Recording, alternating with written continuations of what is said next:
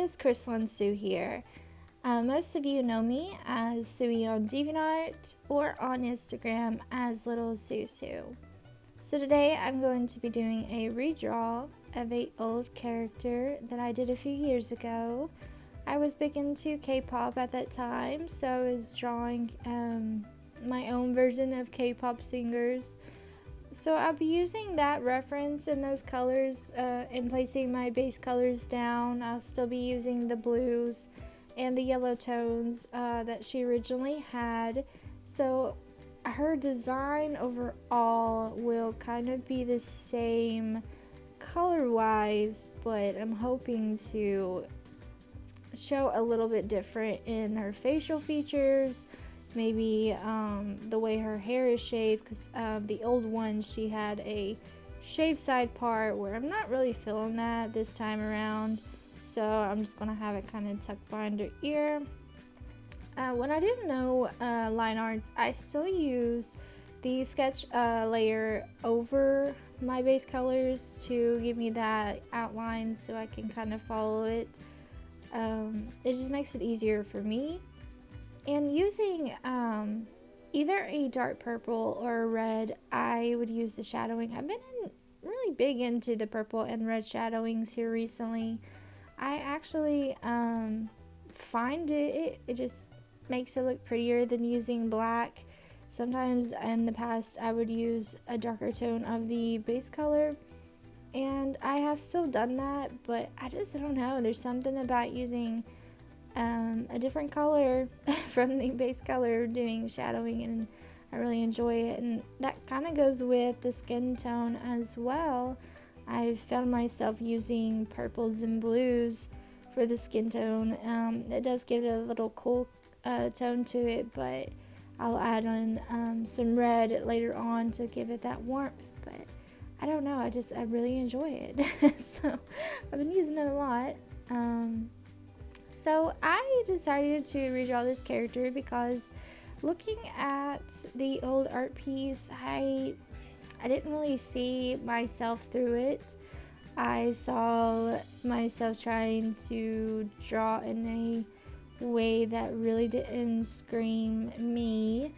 As you know, I've kind of tried to find my voice as an artist, my style throughout the years, and it's really taken me a while to figure out who I am as an artist and really just coming to love myself and my art. And it has taken a while. It's taken a few years. I've changed a lot. Most of you who follow me on DeviantArt know that I have gone through an up and down journey of how my art has changed and everything, and it's been kind of hilarious, honestly, if you think about it, how much my art has changed, and I can't make my mind up, I guess. The problem was I was always being influenced in trying to be like other artists that I really liked, and instead of looking at them and being inspired to find myself, I would try to replicate how they were and be just like them. So I really wasn't finding myself in that aspect. Thankfully, last year I took a visual development class where I had to create characters in different animation styles from different countries, and it was really fun. I was able to really kind of find myself through that, and I don't know, it's been kind of invigorating knowing that I am more comfortable in my art and I love it a lot more, and I don't question it as much like I did before, where I'd be like, oh, I wish I drew like so and so, or this is awful, it's not realistic or anything.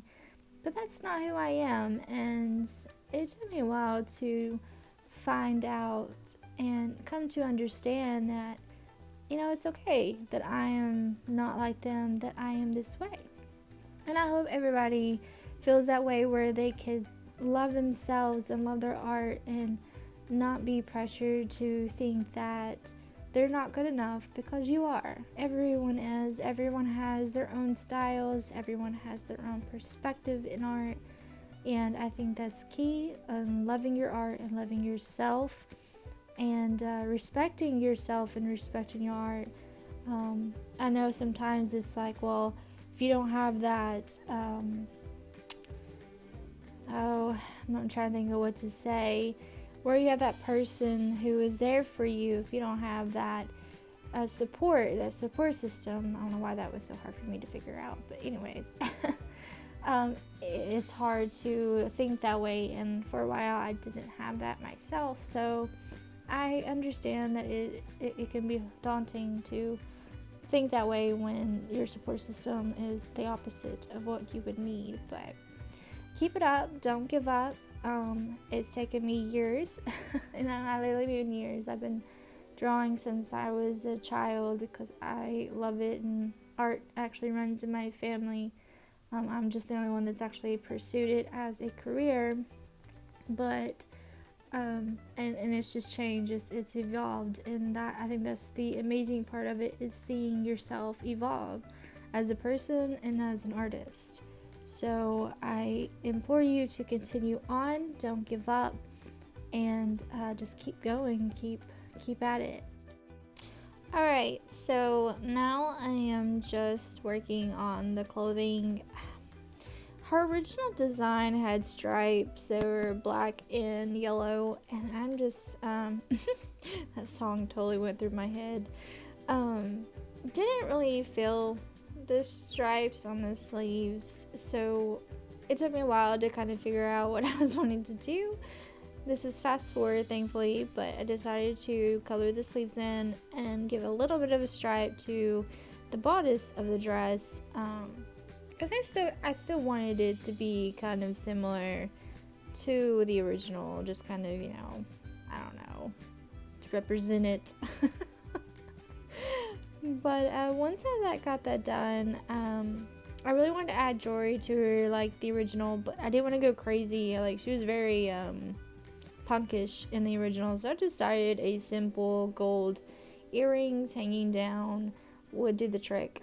Kind of classy, nothing crazy, because she had like multiple piercings in the other one, some really awkward earrings. I don't even know if they could really exist the way they were going through her ear. It's funny what we can come up with in art, and then you start and think, would that really work in real life? So she is based off a K-pop character, so I wanted to keep it true to the makeup. They didn't have a lot of makeup, the references that I was using back then, and even now, if you look at the female groups in K-pop, their makeup is very, to me, subtle, especially the eye area, and I think it's amazing. Very different from here. American eyes makeup is a lot. There's a lot going on, and I tend to like that very simple. It makes an impact, but at the same time, it doesn't have to be, eye blinding.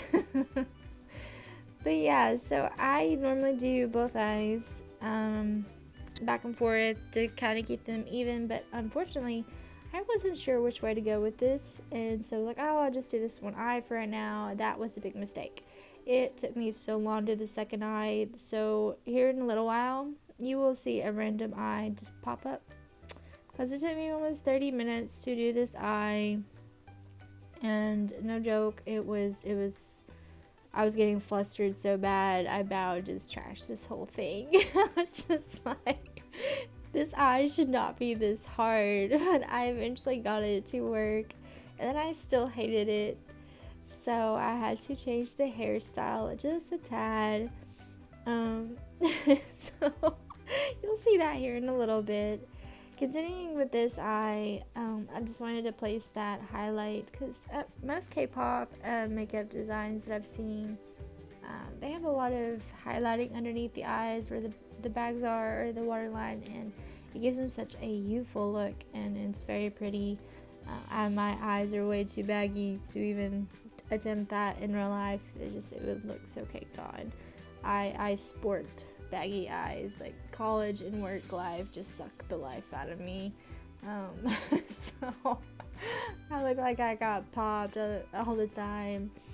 I did want to go bold with the lip, so I went with the red, but then I was like, let's go a little lighter. So I got playing with this a little bit, but I still kind of make it nudish, not her skin tone, but that mix of that purple shadowing and the red was really pretty. I really liked it, so I kept it at that.